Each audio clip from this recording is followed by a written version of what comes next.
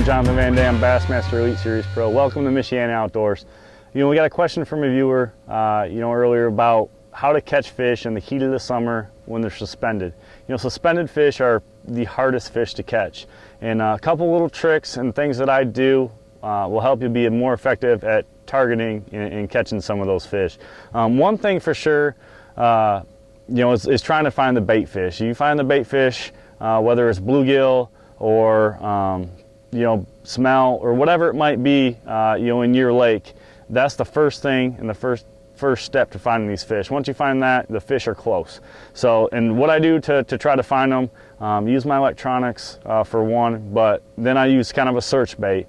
And once you start marking them in your electronics, figuring out how far down they are, my favorite way to attack them is with a tube, similar to this. And one thing is a fall rate is very important when you're fishing and targeting these fish. Is you want to bait that falls slowly, and you want it to kind of ease down through where they're at. You don't want a heavy weight where it's going to dart right past them and you're not going to have a chance at that fish. So a tube, whether it's a shad colored or something like this, which is can mimic a bluegill or a perch, depending on where you're at, it's perfect kind of emulation of what those fish are doing. So what I'll do is I'll make a long cast.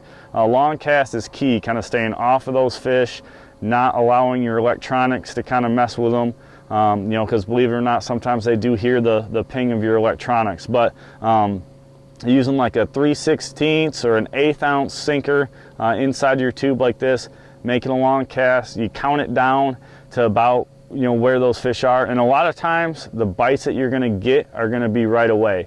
I mean, when you pick up to go and give your bait some action, they'll already be there. So but if they're not there on the first check, a lot of times I'll snap it on a slack line and it'll get that bait to really dart back and forth. It has a tremendous amount of erratic action, really triggering some of those fish as a bait fish, or a piece of food for them trying to get away. So they're gonna be more apt to strike the lure at that point. So 1/8 ounce, 3/16, something like that, depending on how deep, and just counting it down to that depth range and then working the bait back. Another thing that I like to use is a spy bait. It's a great bait. It's a little bit more subtle action, where if you get a little bit calmer day, not as much wind, or a little bit more sun, where they can really see that spy bait, it makes it a lot better in that instance. I throw both of these lures on the same rod.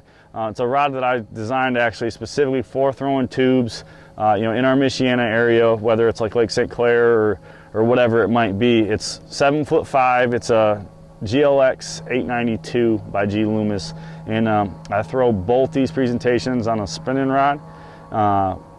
Comboed with either a Stratic or a Stella 2500. You gotta make sure the drag's pretty loose, that 8-pound line, but it's a perfect rod. It's a perfect amount of tip for making a long cast, being able to stay away from those fish, but it still has a good solid backbone to get a hook set. So with those few tips, hopefully it will help you catch some more suspended bass.